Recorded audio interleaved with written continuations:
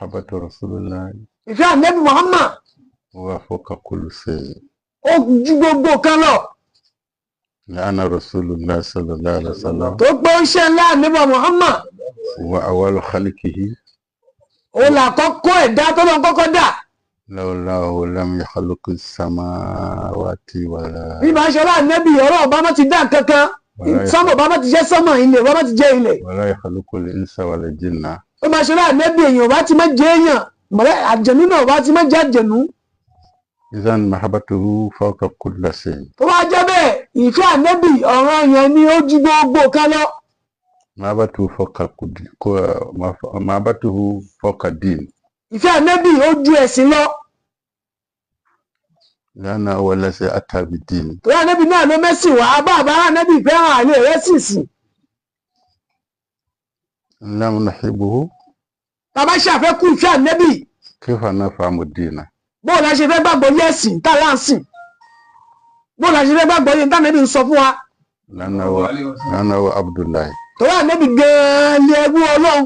والذي يعرف ربه òun ló mọ ọba rẹ̀ tó ránṣẹ́ òun nìkan ló dà mọ̀ كل ما يريد أن يعرف ربه لابد يتمسك بالنبي صلى gbogbo الله عليه ẹni tó bá fẹ́ mọ ọlọ́run ànábì ni ó dì mú yóò sì fẹ́ràn rẹ̀ رسول الله محبة رسول الله صلى الله عليه وسلم ìfẹ́ ànábì Muhammad yìí بمثلة معلم ó dà gẹ́gẹ́ bí olùkọ́ إذا كنت تتعلم عند معلم tó bá ń kẹ́kọ̀ọ́ lọ́dọ̀ ẹni tí ń kọ́ ẹlẹ́kọ̀ọ́ lọ́dọ̀ àfáà rẹ̀ لم تحبه tó o bá ti fẹ́ràn àfáà rẹ̀ لا تفهم شيئا مما gbogbo náà sọ fún bàlágà tábà ń pẹ́ ilé kí ò ní yẹ لا يمكن kó o lè gbọ́ yé إذا كان هكذا tó o bá rí báyìí لا يمكن لأي مسلم أن يكون مسلما حتى يحب رسول الله kò lè rọrùn fún mùsùlùmí kankan kó rí mùsùlùmí gidi jẹ́ ọ̀dọ̀ Ọlọ́run àfi kó fẹ́ràn nẹ́bì لأن الله سبحانه وتعالى torí Ọlọ́run ọba àlékè ọlá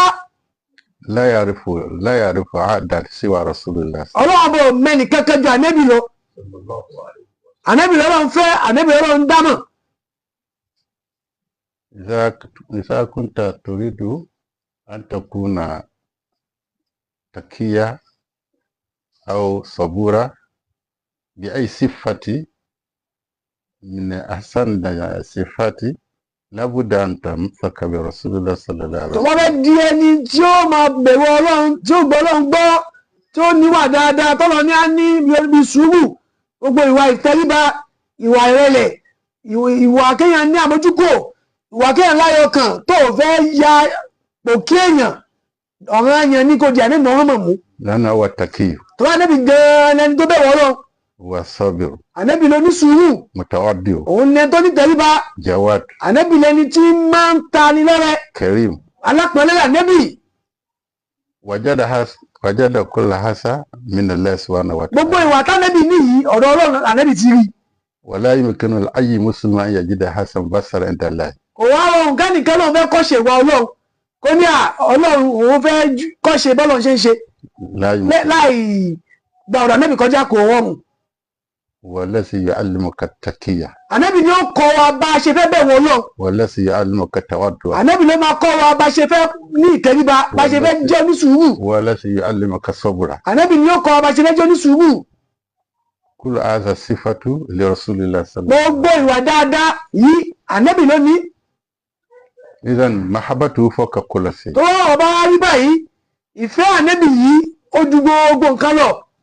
ó lékè gbogbo nǹkan tó fẹ́ ṣe nú ẹ̀sìn òun ló kọ́kọ́ gbọdọ̀ síwájú ẹ̀sìn tó fẹ́ sìn لين أقبوي eléyìí la gbọ́yé إنه أقبوي سي إبراهيم nínú àgbọ́yé bàbá Mọ̀lánà Ṣàlàyé